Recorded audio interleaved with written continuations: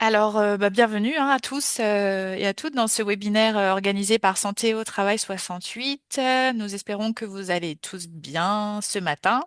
Donc, vous êtes nombreux à vous connecter pour ce webinaire sur le sujet du DURP, du document unique d'évaluation des risques professionnels. Voilà, on va peut-être appeler aussi document unique durant ce webinaire.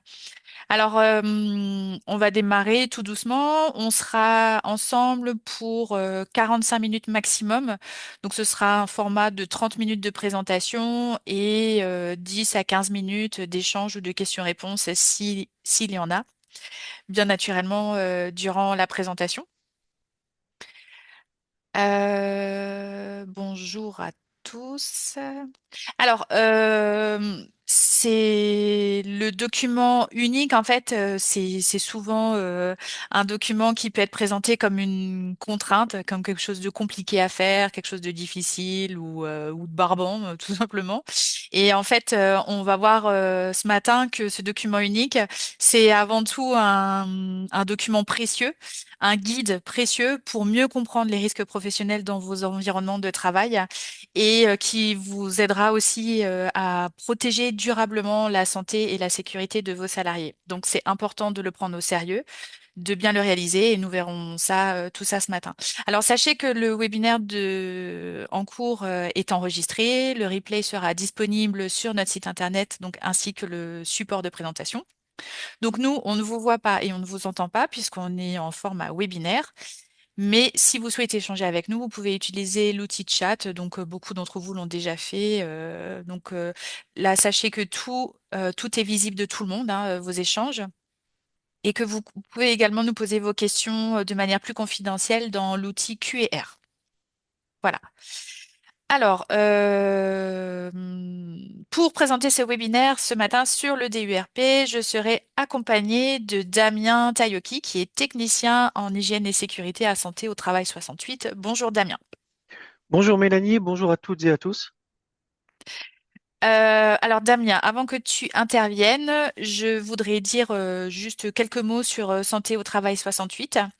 Avant de rentrer dans le vif du sujet, je vais prendre 2 minutes pour cette présentation pour être sûr que tout le monde sache bien qui on est et ce que nous faisons. Santé au travail 68 est un service de prévention et de santé au travail interentreprise, donc un SPSTI. Vous nous connaissez plus communément avant sous l'appellation médecine du travail, mais c'est fini. On ne dit plus médecine du travail, maintenant on dit SPSTI, service de prévention et de santé au travail interentreprise. Alors nous, notre mission, on accompagne les entreprises et leurs salariés dans la prévention des risques professionnels. Donc, on n'est pas un organisme de contrôle, on est réellement un organisme d'accompagnement et d'aide. Donc, on a un vrai rôle de partenaire auprès des entreprises et de leurs salariés. Donc, selon le Code du travail, notre mission principale est d'éviter toute altération de la santé des travailleurs du fait de leur travail. Voilà, donc cette grande mission s'articule autour de 4 grandes actions. Donc, on a tout d'abord le suivi individuel de l'état de santé, donc les visites médicales. Vous connaissez bien ce volet-là, donc je ne vais pas le présenter. Ensuite, on a aussi du conseil et de l'accompagnement des employeurs et des salariés. Donc, voilà, c'est ce que je vous ai expliqué. C'est ce qu'on fait notamment à travers ce webinaire et à travers bien d'autres supports et actions. Donc, on accompagne les entreprises et les salariés pour optimiser la santé et la sécurité au travail. On a également des actions dans les entreprises. Donc, sachez que nous, on a une équipe qui se déplace, une équipe de professionnels qui va dans les entreprises et qui peut mener des actions collectives ou individuelles pour vous aider justement à remplir vos obligations légales et à protéger les salariés. Et enfin, la quatrième, c'est la traçabilité et la veille sanitaire. Donc, on est toujours en veille des dernières dispositions réglementaires sur les aspects de santé et de sécurité au travail. Alors, dans le Haut-Rhin, nous suivons actuellement 125 000 salariés, ce qui représente 11 000 adhérents, donc 11 000 entreprises dans le Haut-Rhin qui sont accompagnées par Santé au Travail 68.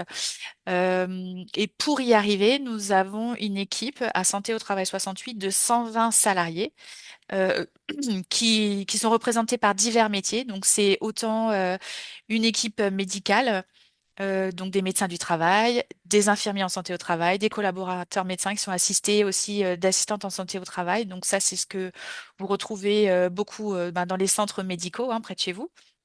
À côté de ça, ils sont assistés par une équipe pluridisciplinaire dont Damien Taïoki fait partie d'ailleurs, qui est composée d'ergonomes, d'ingénieurs prévention, de techniciens en santé au travail, de psychologues, etc., etc. Donc toute cette équipe est assistée d'un service support qui est principalement situé au siège social à Mulhouse. Donc le service comptable, le service adhérent, la direction, la communication, etc., etc. Alors sur le département, vous pouvez nous retrouver à divers endroits. On a une couverture du territoire qui est assez large, qui va de Colmar jusqu'à Altkirch, en passant par Mulhouse, où on a principalement nos centres, Briand, Wittenheim, Isaac et Europe. Également un centre à Cernay et des centres annexes à Saint-Amarin, Masevaux et Sierentz. Voilà, vous savez où nous trouver. J'ai fini ma petite présentation. Vous avez vu, c'est pas très long. En tout cas, sachez que si vous avez besoin de plus d'informations nous concernant, vous pouvez tout retrouver sur notre site internet santéautravail68.fr et bien évidemment vous abonner à nos réseaux sociaux pour avoir toutes les actualités et les informations en temps réel. Voilà, donc ce matin, dans ce webinaire consacré du DURP, on va voir des notions de base, d'où ça vient, qu'est-ce que c'est, quel est l'objectif du DU. On va revenir aussi très rapidement sur les 9 principes de prévention. On va également aborder les aspects juridiques et réglementaires de ce document obligatoire pour les entreprises à partir d'un salarié. Nous allons également revoir la notion de risque et danger, puisque c'est une notion importante à prendre en compte dans vos DURP. Et aussi voir concrètement comment ça se passe pour le mettre en place, qui sont les acteurs clés en fait de la réalisation d'un DURP et quels sont les outils et les ressources que vous avez à disposition pour vous aider à y arriver. Et bien sûr, on terminera par quelques questions-réponses si nous en avons le temps. Voilà, je vais laisser la parole à mon collègue Damien. Merci Mélanie. Donc on va commencer d'où vient le document unique. Donc le document unique a bientôt à 24 ans, a eu 24 ans. Donc ça date de 2001. En septembre 2001, on a subi la catastrophe d'AZF à Toulouse le 21 septembre 2001. Et suite à cet événement, on constate qu'il n'y a pas de document qui recense les risques professionnels des salariés, d'où la création d'un décret en novembre 2001 pour le document unique. Donc, c'est régi par le Code du travail. On voit les articles à l'écran. Donc, il a 24 ans, le document unique. Donc, qu'est-ce que le DUERP? Qu'est-ce que le document unique? Donc, c'est un document qui est obligatoire pour toutes les entreprises dès l'embauche du premier salarié. Il identifie, il recense les différents risques professionnels auxquels sont soumis aux salariés. Donc, il ne consiste pas seulement à identifier et à classifier des risques, mais aussi à proposer et mettre en œuvre un plan d'action avec des actions concrètes pour la prévention des risques dans l'entreprise. Et donc, il propose également une liste ou un plan d'action de prévention des risques qui ont été évalués en fonction de la taille de l'entreprise. La limite, c'est au niveau de 50 salariés. Bon, tout 50 salariés, c'est une liste d'actions. Et à partir de 50 salariés, on est sur un plan d'action. Donc, différents objectifs. Donc, le DUERP, il a quelques objectifs. Donc, avant tout, c'est un support de réflexion, de discussion pour intégrer la gestion, la santé, la sécurité des salariés dans la politique et la vie de l'entreprise. Il faut absolument que les salariés soient conviés à l'élaboration, on en parlera après, du document unique. Donc, ce qui permet également d'impliquer, d'intégrer l'ensemble des collaborateurs à la démarche. Le document unique, une fois qu'il est réalisé, il permet de créer un environnement plus sûr, plus sain, un environnement de travail plus correct, afin de diminuer les accidents de travail, les maladies professionnelles, les arrêts de travail, et donc de l'absentéisme.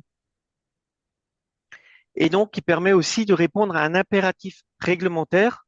Donc, l'impératif, comme on a vu avant, suite à un décret, mais également, si contrôle de l'inspection du travail, il peut vous être demandé, il sera demandé votre document unique. Pour un événement accidentel grave, il sera demandé également. Et vous avez aussi l'obligation, toute entreprise a l'obligation de transmettre son document unique au service de santé au travail.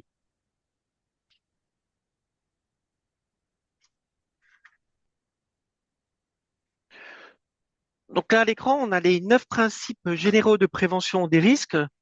Donc avec les différentes thématiques, éviter les risques, les évaluer, les combattre à la source, adapter le travail à l'homme, etc. Donc le DUERP, il permet d'identifier, d'évaluer, de prévenir les risques professionnels. L'un des piliers de cette démarche repose sur les 9 principes généraux de prévention. Il est important de les déployer, de les utiliser. Ces 9 principes généraux de prévention sont des lignes directrices pour une gestion proactive des risques en amont. Donc, avec les 9 principes généraux de prévention, on va pouvoir hiérarchiser les différentes actions possibles dans l'entreprise afin de mener des actions de prévention dans la priorité de la mise en place. Donc, ce qu'on peut voir, la priorité, le numéro 1, c'est éviter les risques. Qu'est-ce qu'on fait pour éviter les risques? Et ensuite, qu'est-ce qu'on fait pour les évaluer, les combattre à la source, adapter le travail à l'homme, tenir compte de l'évolution de la technique, etc. Donc, c'est éviter, c'est supprimer le danger ou l'exposition au danger. Première chose à prendre en compte. Première chose qui va aller jusqu'à la dernière, donner les instructions appropriées, c'est de former, informer les salariés sur les risques et les mesures de prévention.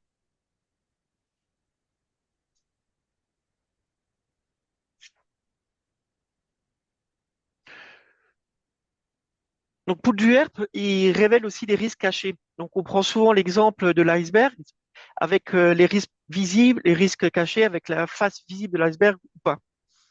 Si on prend un exemple plus simplement, les produits chimiques.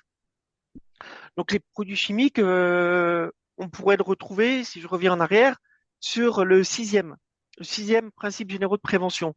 Remplacer ce qui est dangereux par ce qui ne l'est pas. Donc, si un produit est dangereux, on va le substituer, on va essayer de le substituer par un produit qui l'est moins. Donc, comment les risques visibles, on prend un produit chimique, comment on les reconnaît? Mais c'est sur l'étiquette. L'étiquette du produit, vous avez un pictogramme de danger. Donc là, vous voyez le risque visible. Le risque caché, c'est les effets du produit à terme, court, moyen ou long terme, sur la santé du travailleur. Donc, il ne suffit pas seulement d'observer, il faut analyser le travail réel également, car une partie de l'activité est invisible, un risque caché. Les conséquences du travail ne sont pas toujours apparentes et le salarié, je l'ai dit avant, je le martèle durant la présentation, le salarié doit être partie prenante de toute démarche d'analyse de l'activité. C'est le salarié qui connaît son activité, qui connaît son travail.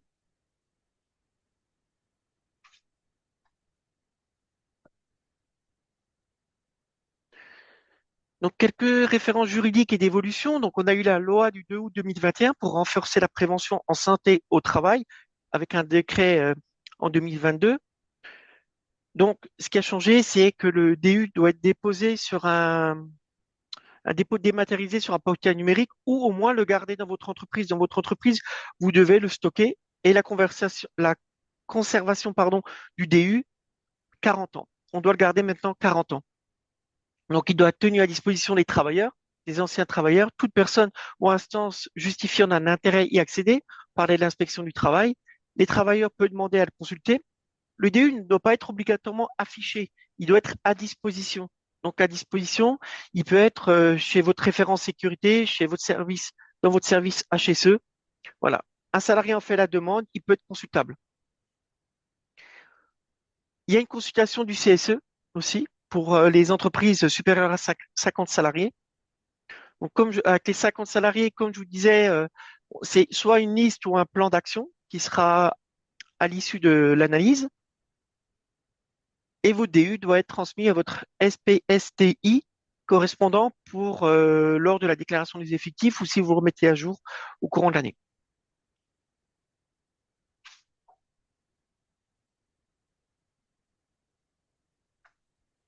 Ensuite, on a eu des évolutions spécifiques aussi. On a eu le genre, les risques psychosociaux, les RPS, le climat. Donc, pour le genre, c'est devenu une obligation légale depuis 2014. On a eu un article du Code du travail qui impose que l'évaluation des risques tienne aussi compte de l'impact différencié de l'exposition en fonction du sexe. Cette obligation est encore peu appliquée. Donc, ce qui en ressort, c'est peu appliqué malgré quelques rappels en 2020, en 2023.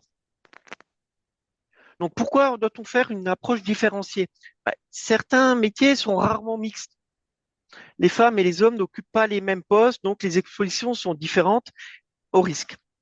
Il y a certains risques dans des métiers plus féminisés, donc des risques de TMS, de risques psychosociaux, donc troubles musculo-squelettiques, des risques psychosociaux sont souvent invisibilisés et sous-évalués.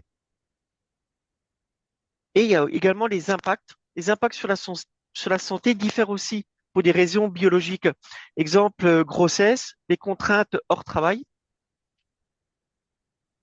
Donc, on a également pour le genre des dimensions à intégrer dans le DUERP. On doit le voir figurer dans le DUERP.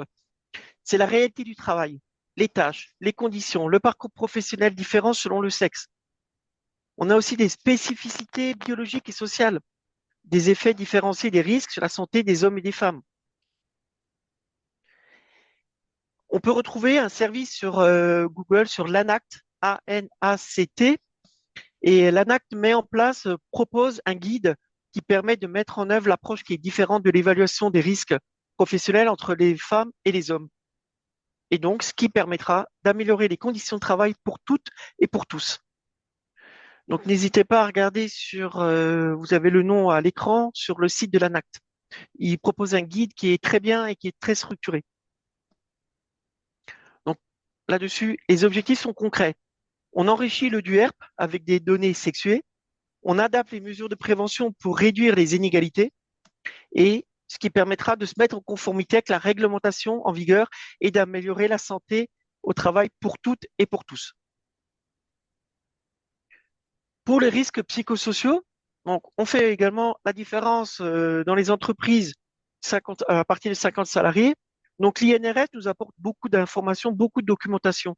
Donc, pour les entreprises avec un effectif inférieur à 50 salariés, vous avez l'outil Faire le point de l'INRS. Vous tapez dans la barre de recherche quand vous êtes sur l'INRS, Faire le point.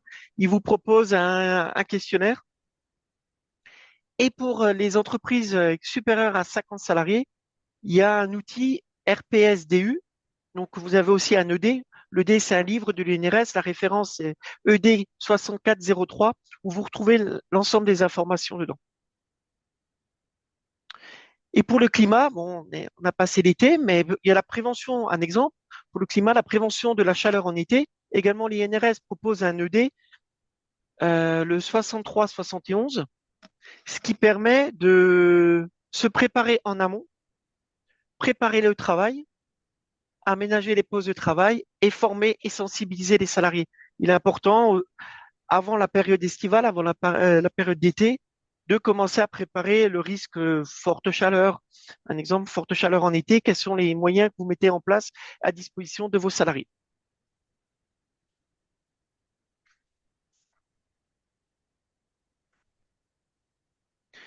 Alors, si je n'ai pas d'UERP, on est soumis à une sanction, à une contravention de cinquième classe. Donc, ne pas retranscrire ou ne pas mettre à jour son DUERP vous expose à une contravention de cinquième classe, c'est-à-dire une amende de 1 500 € pour une personne physique et de 7 500 € pour une personne morale. Dans le cas d'un accident du travail, vous pouvez être contraint de verser des dommages intérêts aux salariés. Donc, en cas d'accident du travail, l'employeur pourrait être désigné comme responsable si son DUERP est inexistant ou n'est pas à jour.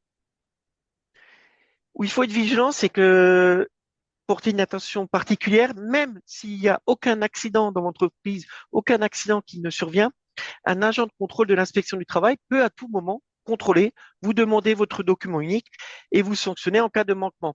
C'est pour ça qu'il est important que lors de la rédaction de l'initialisation, la mise à jour annuelle de votre document unique, c'est pas de le faire seul dans votre coin voilà, c'est de prendre en compte la réalité du terrain et la réalité du terrain est apportée par les salariés.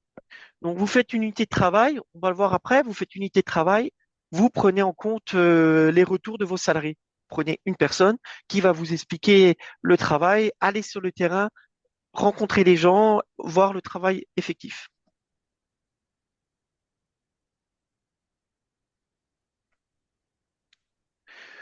Souvent, ce qui est confondu, c'est le danger et le risque.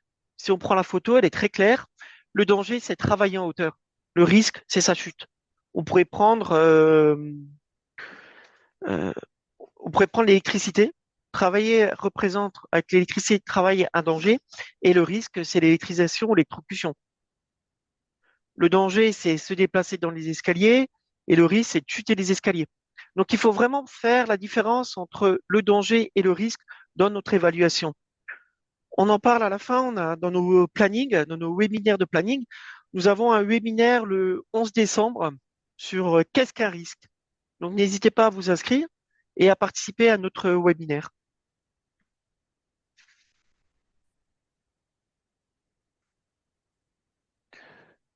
Donc, lors de l'évaluation, on va retrouver différents dangers, différents risques. Donc, les différents risques, on va avoir les risques biomécaniques en fonction des positions, de la manutention, des gestes répétés, travail sur écran. On aura les rythmes et organisations de travail, comment on fonctionne, les horaires, si on travaille de journée, 3-8, de 8, de nuit, de week-end, les horaires atypiques. Les risques physiques, donc là on est plus sur la conduite d'engin, les vibrations, les risques électriques, donc différents risques qu'on retrouve. Les risques d'accident, on a parlé des chutes de hauteur, les chutes de plein pied, les chutes d'objets, et divers, les risques chimiques, les agents biologiques, etc. Donc tout ça, tous ces risques, la liste, on doit les retrouver dans votre DU. Ou au moins se poser, vous devez vous poser la question, est-ce que je suis soumis aux risques dans mon activité? Est-ce que mon salarié est soumis à ces risques? Aux risques biomécaniques? Est-ce qu'en position contraignante, est-ce qu'il est soumis? On prend un travail, là actuellement je suis assis à mon bureau, lui là je suis soumis aux positions contraignantes. Donc il faut le voir dans le vote DU.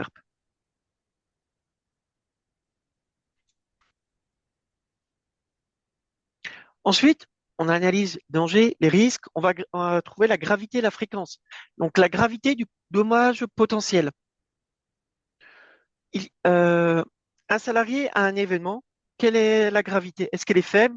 C'est un incident faible, ça peut être de la fatigue, de la confort, peu grave, grave, très grave. Donc vous pouvez identifier en fonction de la situation si il arrive quelque chose à un de mes salariés, dans quelle gravité je me retrouve. Ensuite, on va faire la fréquence d'exposition, l'occurrence. Est-ce que c'est rare, occasionnel, régulière, fréquente? Donc, c'est en fonction de, dans une journée de travail, par semaine, par mois, par an, où c'est que je me retrouve. Donc, on va prendre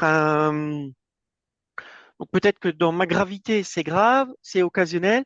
Et ensuite, la maîtrise. Quelle est la maîtrise du risque? Qu'est-ce que j'ai mis en place dans mon DUERP? Qu'est-ce que j'ai mis actuellement, les actions mises en place? Donc, est-ce qu'elle est absente? Est-ce qu'il y a des moyens individuels? Donc, les EPI, les habilitations pour la conduite, les habilitations électriques ou autres. Est-ce qu'il y a des moyens collectifs qui sont mis en place? Et est-ce que c'est intégré dans un processus? Est-ce qu'il y a une rédaction de protocole, de fiches de poste? Est-ce qu'il y a une modification de l'organisation du travail? Donc, tout ça vous aide à quantifier chaque risque. Vous le faites pour chaque risque, la gravité, la fréquence d'exposition et la maîtrise du risque. Ensuite, si vous avez votre maîtrise du risque qui n'est pas assez élaborée, assez pertinente, c'est là qu'intervient votre plan d'action ou votre liste d'actions. Qu'est-ce que vous allez mettre en place pour maîtriser ce risque?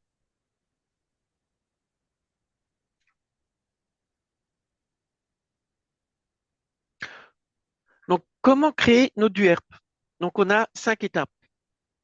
La première étape, c'est la préparation de la démarche. Donc, je choisis une unité de travail. Donc, ça fonctionne en unité de travail. Je prends un entrepôt logistique, un cariste, préparation de la démarche. Je convie le cariste. C'est le cariste qui connaît le travail. Je peux convier son hiérarchique également. J'identifie les risques. Donc, comment je les identifie? Le tour de terrain. Ça vous permet de vous rendre compte de l'activité du salarié. Donc, on analyse chaque poste de travail pour identifier les risques potentiels par unité de travail. Exemple d'unité de travail, ça peut être la logistique, ça peut être la conduite d'engin.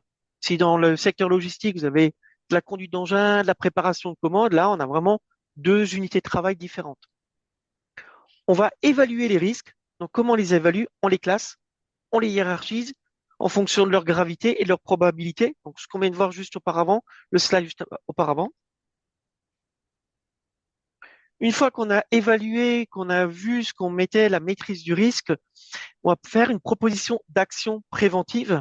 Donc, si besoin, si la maîtrise du risque n'est pas complète par rapport aux actions que vous avez mises en place, vous allez proposer des mesures préventives, donc définir des actions pour réduire ou éliminer les risques identifiés et mettre en œuvre des solutions. Donc, tout ça, on retrouve dans nos 9 principes généraux de prévention. Donc, dans la préparation de la démarche, pour revenir, n'hésitez pas à avoir une approche pluridisciplinaire, pas la faire que l'employeur, pas la faire que votre service HSE ou votre référent sécurité. C'est vraiment d'impliquer l'ensemble. Ça peut être l'employeur, le service HSE, le salarié concerné par l'unité de travail, son hiérarchie. Et la mise à jour régulière, donc révisez votre DUERP au moins une fois par an ou à chaque modification importante dans l'entreprise. Vous y amenez une nouvelle machine dans l'entreprise, vous révisez votre document unique, vous remettez à jour. Vous avez un événement accidentel, pareil.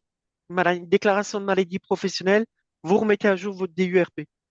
Donc à chaque chose nouvelle. Votre DURP, en tant qu'employeur, en tant que service HSE, c'est votre base de travail pour la prévention. C'est de là découle toute la prévention de votre entreprise. On va prendre un exemple, on va faire une grille d'évaluation. Donc là, l'unité de travail, c'est un commercial. Donc c'est un commercial qui travaille sur écran et qui se déplace chez des clients, chez des fournisseurs. Donc les situations dangereuses, il travaille sur écran une journée par semaine en agence. Donc les dommages, c'est fatigue visuelle, maux de tête. Là, vous le quantifiez, la gravité, la fréquence et vos niveaux de priorité. Donc, par rapport à ça, vous avez mis en place des stores à lamelles, mais votre maîtrise du risque n'est pas suffisante. Donc, revoir l'implantation de l'écran, un exemple perpendiculaire au baies vitrées, voilà, et vous le mettez dans votre liste ou plan d'action. Donc, c'est préparer la démarche, définir les objectifs, définir une méthode. Ensuite, la deuxième situation, c'est qu'il effectue des déplacements. Là, il effectue beaucoup de déplacements. Donc, quels sont les dommages, quels sont les risques, quelle est la gravité, la fréquence, votre priorité, et après, qu'est-ce que vous mettez en place. Donc, à chaque fois, par unité de travail, vous allez identifier les situations de travail et les dommages, les risques, les niveaux et les mesures de prévention. Voilà, ça vous faites pour chaque unité de travail. Donc là, dans ce cas-là, vous prenez un commercial avec vous et ça permet qu'il vous explique exactement ce qu'il fait. Sur le travail sur écran, on va venir, donc il y aura le travail sur écran, on aura les positions contraignantes, d'être assis toute la journée, les gestes répétés. Donc, utilisation du clavier, de la frappe au clavier, utilisation de la souris. On peut avoir les ambiances lumineuses, les ambiances sonores. Si le salarié travaille dans un espace de travail collaboratif de type open space, il y aura le télétravail. S'il se déplace beaucoup en véhicule, donc on a le risque de la circulation, les déplacements en véhicule. Également le risque des positions contraignantes, hein. Il va passer du temps assis dans son véhicule. Voilà, vraiment prendre l'ensemble des éléments et les retranscrire dans votre DUERP.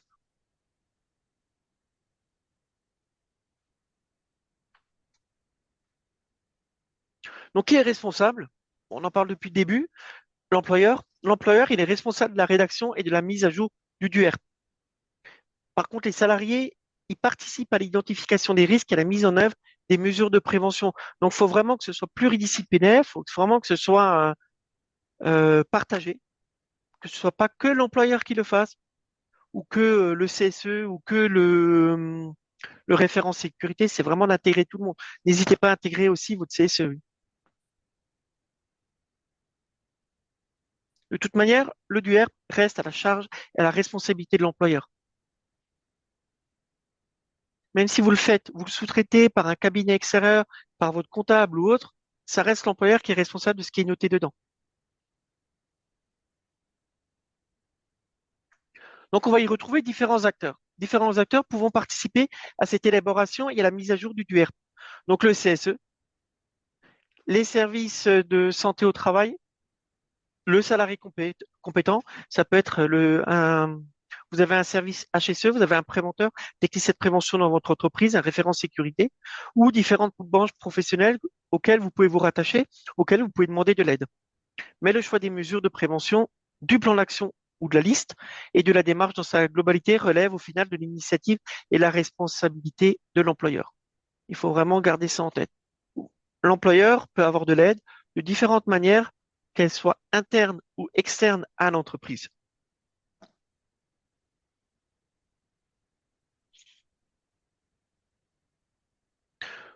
Donc, vos outils et ressources.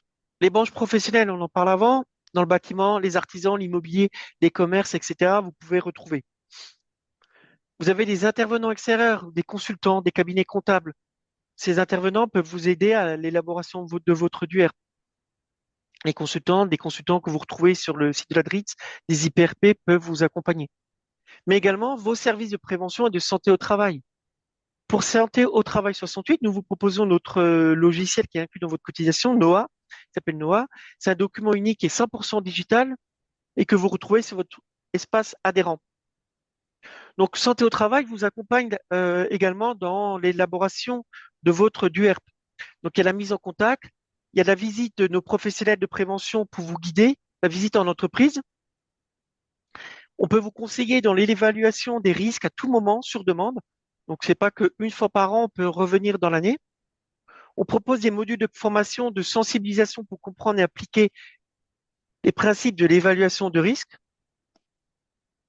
Et donc, je vous disais, on vous accompagne dans la création et la mise à jour de vos DUERP via notre logiciel NOA. NOA est accessible dans votre espace adhérent et fait partie de votre cotisation annuelle.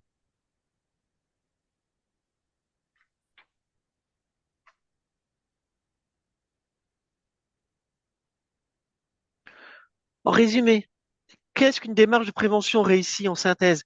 Donc, il faut intégrer la gestion de la santé, de la sécurité au travail. Donc, toutes les fonctions de l'entreprise, que ce passe du directeur à l'opérateur, avec différents services, il faut retrouver tout le monde, il faut impliquer tout le monde. Il ne faut pas que ce soit porté par une personne, par le responsable prévention, par le directeur. La prévention doit être portée par l'ensemble des salariés. Il faut harmoniser.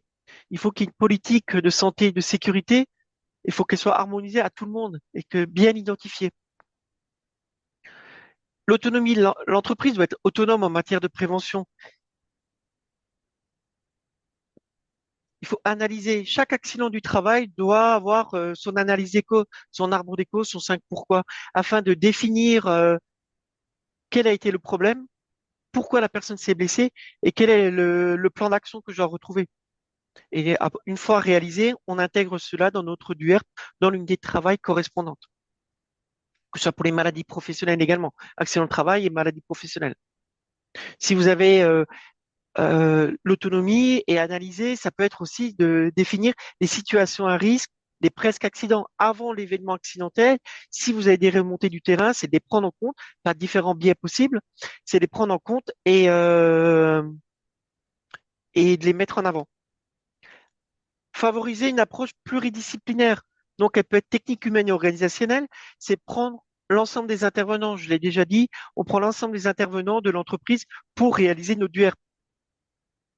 Et la prévention, on la réalise pas quand on a eu l'événement accidentel, mais c'est dès le début, dès que la conception des lieux, des locaux, des machines, des équipements, dans les méthodes de travail, dans les fiches de poste, donc, tout ce qu'on va réaliser au sein de l'entreprise, il faut prendre en compte la prévention.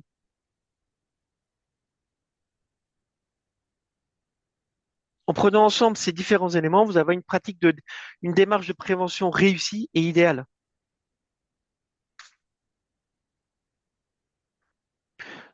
Je vous en parlais sur les risques. Donc, prochainement, on a un webinaire le jeudi 11 décembre à 2025 qui dure 1 heure. C'est quoi un risque? Donc, on va voir Une de, demi-heure. Ça va durer une demi-heure, pas 1 heure. une demi-heure. Oui, c'est à 11 heures, c'est une demi-heure, pardon. Comment on définit un risque et quelles sont les étapes pour l'évaluer et le prévenir? Donc, ce serait pareil, une session interactive pour mieux comprendre cette notion essentielle à la sécurité en entreprise, dans votre entreprise. Donc, n'hésitez pas d'aller sur notre site et de vous inscrire à ce webinaire.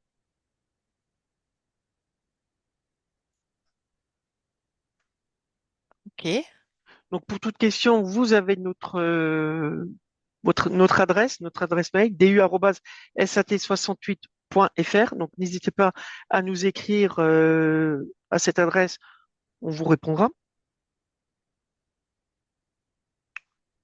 très bien.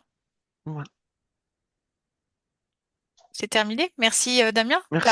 Tu as des choses à rajouter encore? Non, non, là, non, c'est bon. Eh ben, merci beaucoup. C'était C'était très complet. Donc, effectivement, il y a ce webinaire hein, le 11 décembre à 11 heures sur qu'est-ce qu'un risque. Ça peut être hyper intéressant d'y participer en complément, on va dire, du webinaire d'aujourd'hui sur le DURP, Oui. puisque c'est lié forcément. Donc, voilà, on encourage tout le monde à s'inscrire à cet autre webinaire. Alors, il y a eu des questions hein, il y a eu des questions pendant le webinaire, mais le docteur Claire Cam, hein, qui est qui est médecin au travail chez nous à Santé au Travail 68, a répondu au fur et à mesure au fil de l'eau. Donc, vous avez certainement vu les réponses sur le chat. Donc, il y a une personne aussi qui a demandé où retrouver le replay du webinaire. Vous pouvez le retrouver, vous allez sur santé au travail 68.fr et vous tapez DURP dans la barre recherche ou vous allez dans la fenêtre les rendez-vous de la prévention. Vous retrouvez tous les replays de tous nos webinaires. Donc, ça, c'est pas un souci. On peut peut-être juste, comme on a 5 petites minutes, terminer par une ou deux questions qui ont quand même été posées. Donc, je vois notamment une question dans le chat qui peut intéresser tout le monde, une personne qui demande si est-ce que c'est possible qu'un risque qui a été identifié chez quelqu'un dans une entreprise n'ait pas de solution, c'est-à-dire qu'on ne puisse pas le supprimer, le remplacer, etc., etc. Ou est-ce que tous les risques ont une solution à apporter et à intégrer dans le DURP?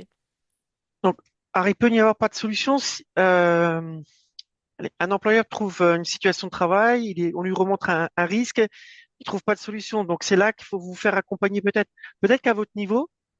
Et ce qui est intéressant de la pluridisciplinarité, pardon, c'est de vous faire accompagner par quelqu'un, par un consultant, par vos services de santé au travail. Et je suis convaincu qu'on peut toujours trouver une solution.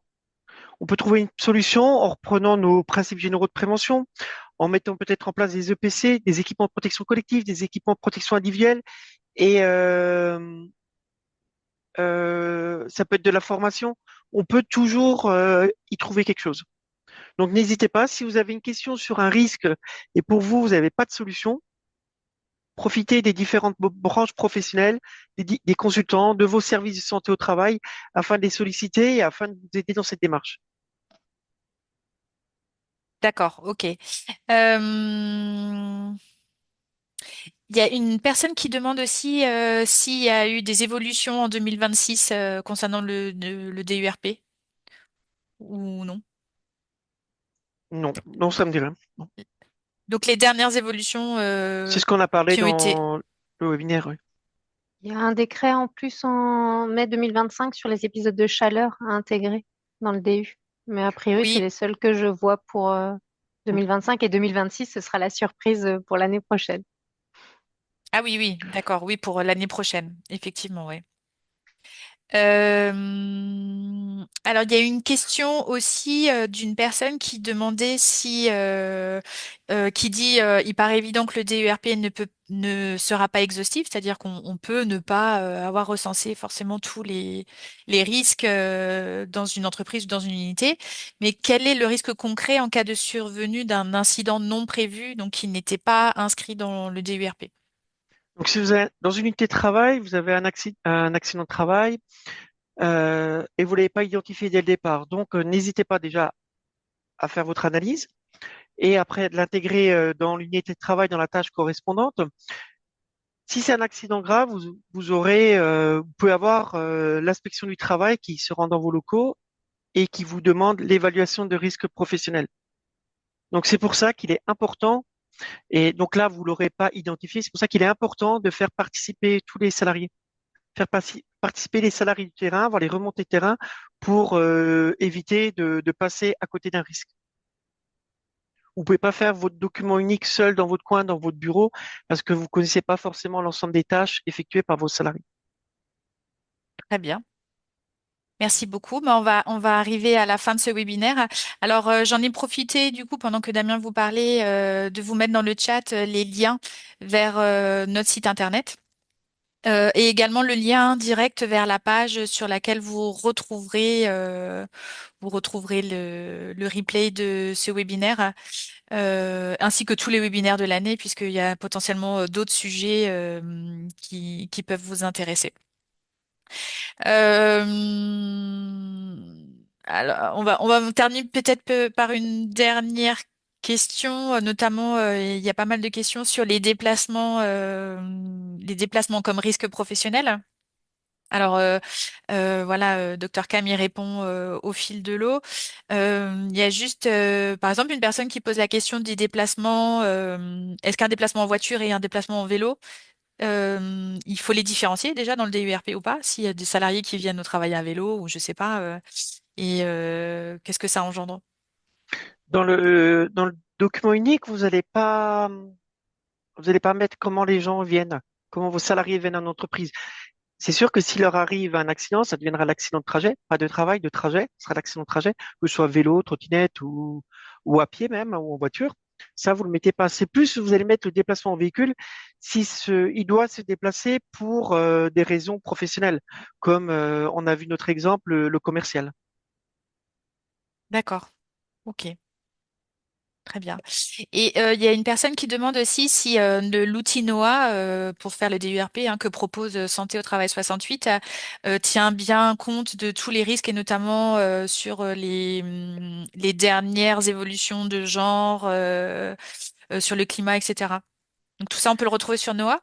Sur Noah, on parle des ambiances thermiques, chaleur, donc on pourra parler de l'été. On parle des risques psychosociaux également. Et pour le genre, c'est pas nommé comme ça, mais dans chaque unité de travail, puis dans chaque risque, vous pouvez l'identifier à ce moment-là, de ce que vous faites ou de la différence des salariés et ce que vous faites. D'accord, très bien. Merci Damien. Alors, on va s'arrêter là puisque il est 11h45 et on voudrait tenir notre promesse de ne pas dépasser l'heure prévue.